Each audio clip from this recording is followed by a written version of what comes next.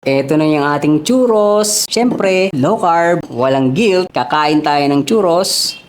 Chomps!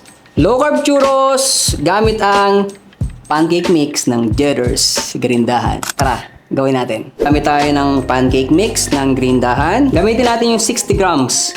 At dahil kumpleto na itong ating dry ingredients galing dito sa ating pancake mix, diretso na natin yung wet ingredients natin. Gamit tayong butter, pwede rin pong coconut oil. And for flavoring, vanilla extract.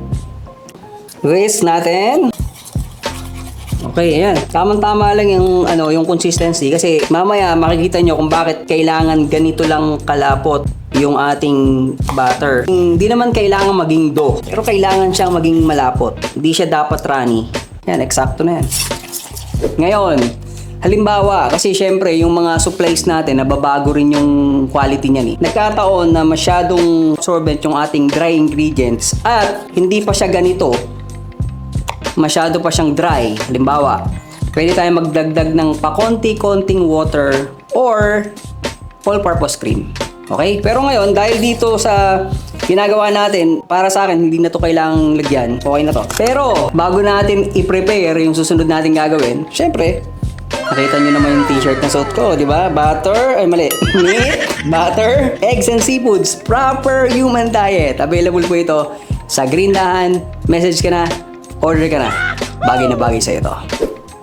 Okay, yung ginawa natin kanina, syempre luluto natin dito. Gamit tayo ng coconut cooking oil. Kailangan deep fry. Yan.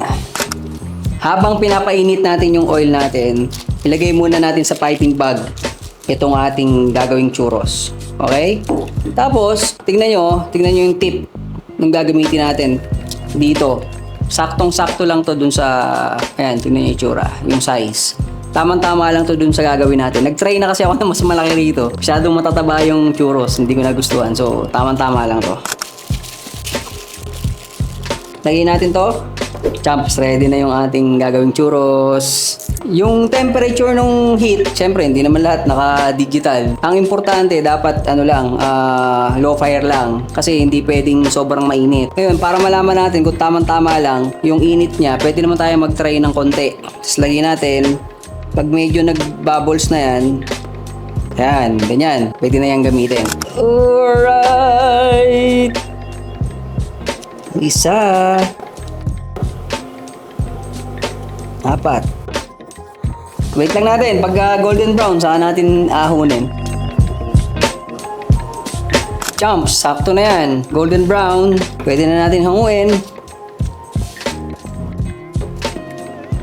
Chomps, eto na yung churros natin. At habang pinapalamig natin to, mag-mix tayo ng golden monk fruit at ng cinnamon at i-roll natin itong ating churros dun sa monk fruit at dun sa cinnamon. 1 tablespoon. Chomps, ito yun ha. And cinnamon powder. Yung dami, depende dun sa gusto mo. Kapag mahilig ka sa cinnamon, pwedeng 1:1. Ngayon, kung hindi masyado, ayaw masyadong matapang, pwede namang half tablespoon lang. Mix lang natin.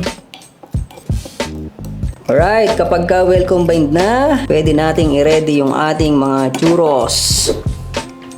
Ngayon, roll na natin.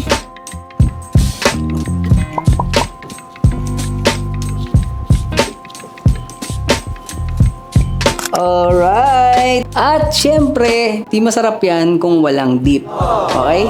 At syempre, ready yung chocolate sauce natin. Kung naalala nyo, may video tayo nito dati kung paano natin ginagawa. Alright, chomps! Ito na yung ating churros. Syempre, no carb, walang guilt. Kakain tayo ng churros. Kaya kung mahilig ka sa churros, hindi mo na mamimiss ang churros kung meron kang pancake mix ng Grindahan. At ito na yon, titikman na natin.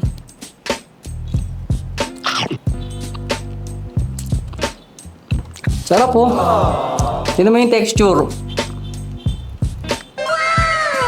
Crunchy yung labas. Medyo crunchy na gooey yung loob.